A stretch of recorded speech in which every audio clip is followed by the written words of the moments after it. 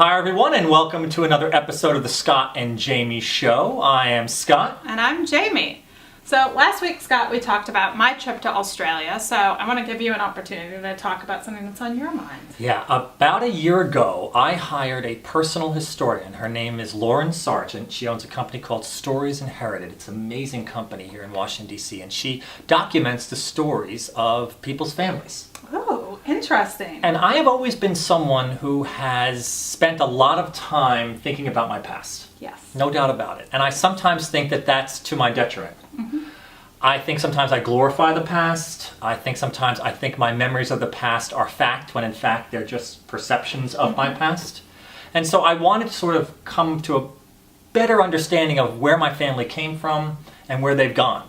But in the process, I wanted it to be more about the present than the past. So I wanted to work with my sister on the project. I wanted to work with some of my cousins on the project to see if, by doing that, we would become closer as a Italian-American family. Well, and I think it's so normal for people to live in their past, especially when they've experienced the loss of some really important people in their lives. You tend to focus a lot on those good old days. But it's really interesting that you're trying to figure out how to use the good old days to influence the present. So how did you do it? Yeah, so the first thing my sister and I decided to do is that I wanted the book to be half about the family, and she wanted the other half of the book to be about the recipes of the family. So that she would be more into the recipe side, and I would be more into the history side and telling my side of the Ferrara family stories. So Stories Inherited interviewed me to tell the story of the family, and then my sister supplied the recipes. So it was a collaborative process that I worked with my sister on throughout the year, which meant visits up to Boston. It meant seeing my nieces and nephews. It meant working with my sister side by side, laughing about it, sometimes crying about it. Yeah. All the while, we're honoring my mother and grandmother, who are sort of the focus of the book. Also, my godmother plays a significant role too, and my godfather, and all the other important people in the family. But it was much more about building family now than it was about how the family was built in the past. Well, and it included not just your immediate family, but cousins, right? Oh, yeah. One of my cousins, Marie, I hope she watches every week. I'm sure she does. She was involved in helping me. Her sisters, Connie and Donna, were involved. Other people in the family as well. So it brought us all together. And so coincidentally, I don't think coincidentally, this past week, they all got together in Boston.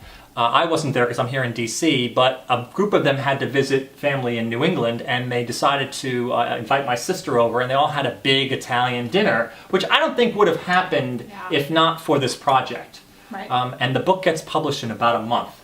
Oh. It's 150 pages. Now, a lot of those are recipes, but it is an absolute testament to the commitment of family. My grandmother was one of 10 people, 10 children who raised amazing, amazing families and built neighborhoods in New Jersey, and helped me become the man who I am today, helped my sister become the woman that she is. And although we honor them in the book, we're also honoring what we can do now to continue to build that family and to continue to live according to the values of that family, which were about community, which was about service, which was about being there when the times get tough, not just when the times are good. Yeah. Well, I think it's really cool because what you did with the book actually brought you and your sister closer together, and then you and your extended family closer together. And I can't imagine what's going to happen when the book actually comes out and everybody gets a chance to read it. It's going to be so cool, and the pictures are hysterical. We put some really funny pictures of when we were kids and everything else. So it's going to be amazing, and I can't wait to see it. Me neither. Yeah, I'll give you a copy, and you can use the recipes since you're so you're so into cooking. I'm like Martha Stewart. You are the embodiment of Martha Stewart. You are. You absolutely stand for You what can't you even stand. stand up. No! You are. I mean, Jamie cooks the most elaborate meals every day for me. Yeah. Not true, guys. Not true. All right, so the moral of the story today is it is wonderful to reflect. It is wonderful to look back at all the wonderful memories, but sometimes question if you're glorifying the past. Well, and don't live there. Don't live there. in the past. Right. You want to spend more time in your present and a little bit more time in your future than you ever want to do in your past. Yeah. But by honoring my past, I have found a way to cultivate relationships in my present, which are making all the difference for me.